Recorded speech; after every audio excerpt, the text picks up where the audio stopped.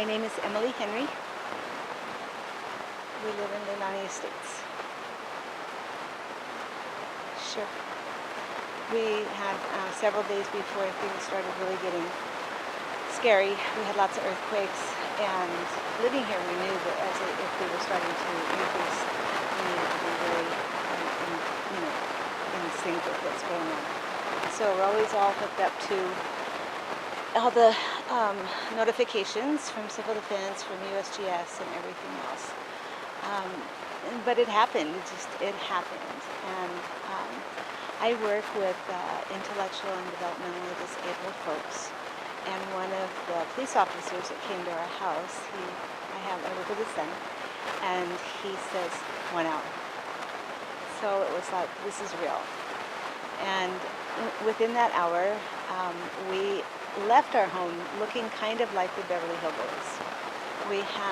When we left, we took 6 dogs, 2 parrots, and 1 kitty, plus ourselves, all their food, all of our little treasures, and paperwork and medication. And we left. So my husband had the parrots outside in the back of his truck, so we had to leave very slowly. 4 dogs in the one car, and the pickup, and then the rest of the dogs in my vehicle.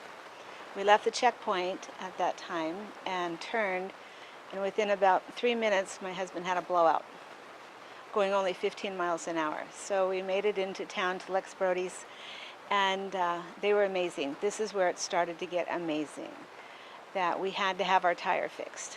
And everyone was coming, looking at the birds. They could tell we were leaving. Then they asked if we were evacuating. We said yes, we were on our way to HPP, and Lex Brody wouldn't take any money. And it just started on like that, right? When we got to the place that we're going to stay with my friend, we had another friend waiting that I didn't know she was going to be there, with dog kennels. So my dogs could have a place to sleep, and that was beautiful. And the home was welcoming, and you're like deer with the headlights, you know? You stayed with a friend? We stayed with a friend who works in the same kind of folks that I do. And so she opened her home up, and it was a blessing.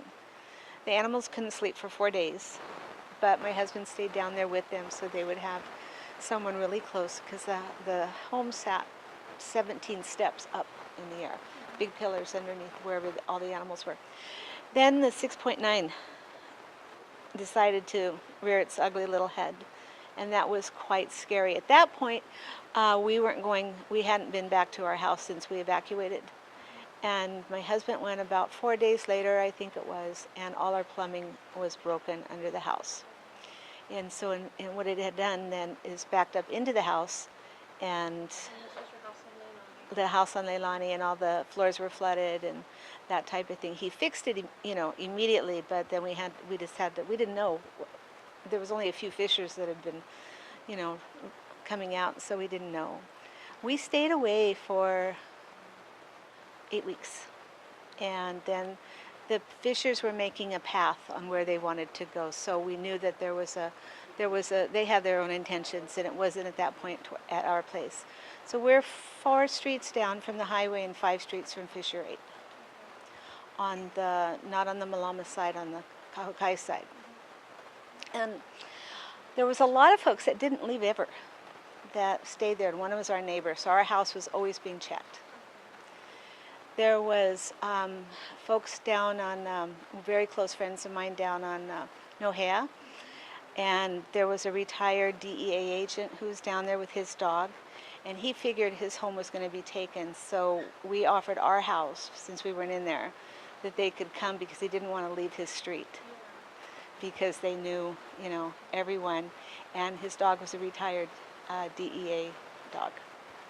So that was a thing that we were very, pleased that he didn't have to, as it ended up doing that, but it's just, what we wanted to keep the neighborhood safe. So. Is your house still standing? Our home is still standing. Are you moving from home? We did. Change direction? No, we're staying home. Yeah, we're staying home. It was, my animals were so happy to come back home. Took me a little bit longer because the fissure sounded like a jet engine. That was difficult, But each day it got better, it got better. And so we went through the process of going to FEMA. That was an experience I'll never forget. It was wonderful. We walked in, we were just like walk by hand to each table.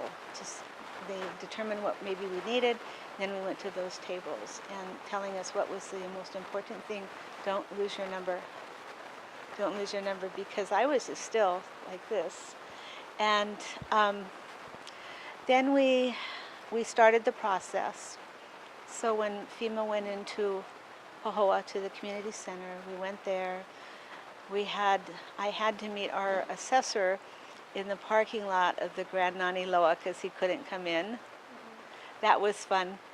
I went, this could be something like back in the 60s in a parking lot, yeah? So he was great. And we just talked like people. And that was a nice, something new, that you just don't talk because you're just so stressed out. So that started, and then phone calls started, and then they said, have you been to SBA? And I said, no. And I'm like, oh gosh, yeah, we had all the repairs we did on a credit card. They said, get a loan, less interest rate. And they just were so kind to us and talked us through, and we'd come in and they said, oh, you forgot to do one thing. So my husband would run back home and get that one thing and bring it back down. Then they started calling from Texas. The rent checks came from when we were displaced. And I saw a lot of my friends that didn't get those things. And I think they were so raw, so it was heartbreaking, you know. And some of them lost their homes, but again, with Lloyd's of London, like our friend said, was, yeah. And I work, in my job, I work with Aloha Independent Living Hawaii with adults with disabilities of all ages. And we took care of the disability end of it for the folks that were displaced. So that was, I was a zombie when I wasn't working. When I was working, I was like on it. It was something that, like, he was working in his house doing things, or the gentleman who was just here. That's what kept me going, was to have that purpose. So with all this going on with you working with people in your agency, do you feel like you go back into your need to be more compassionate to those around you when it comes to others?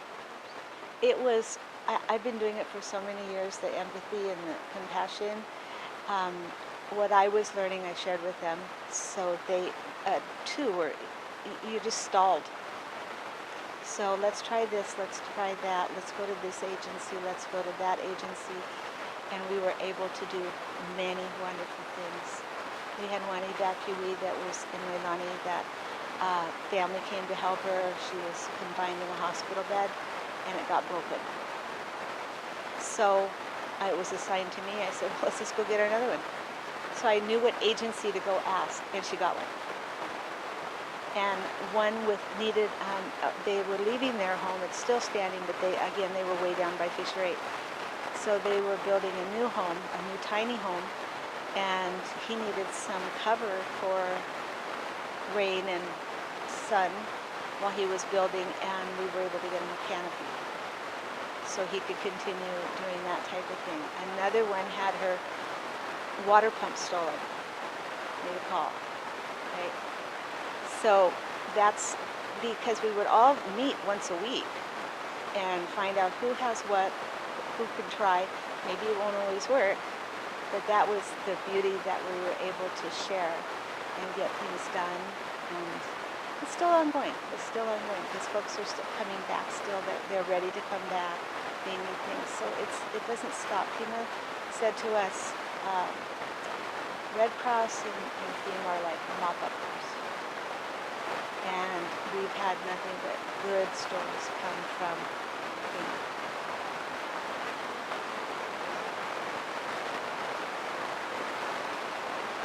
Shame on you. They need to have folks. That's a really good question. Because if you're going to go in front of the public who is raw, their emotions are everywhere. This is a worldwide epic event. There's helicopters going every day from sunup to sundown. You're not sure if you're making the right decisions.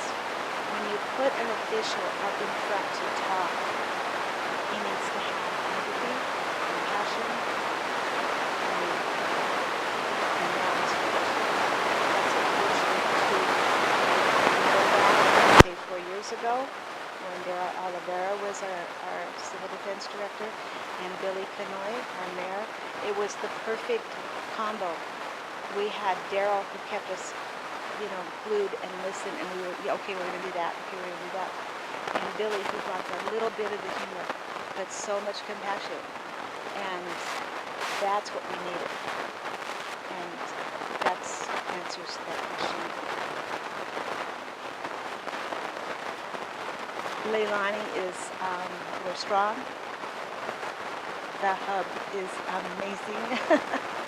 And I've been working with them. Actually, I have all the teddy bears out there in the other room down here to give to all the families that kids need hugs. Families need hugs. We couldn't pull it together fast enough when it was happening, and I couldn't have done it anyway because I was just a basket case. So I think that bless Gilbert and Kaika and this gentleman who was here talking earlier, they saved us. They knew it, and they said, let's get it done. And that's the way it should be. So the world is looking at how this happens. And I'm just blessed. We stayed classy, and we're really strong. Thank you for sharing your story with us. Thank you. Thank you.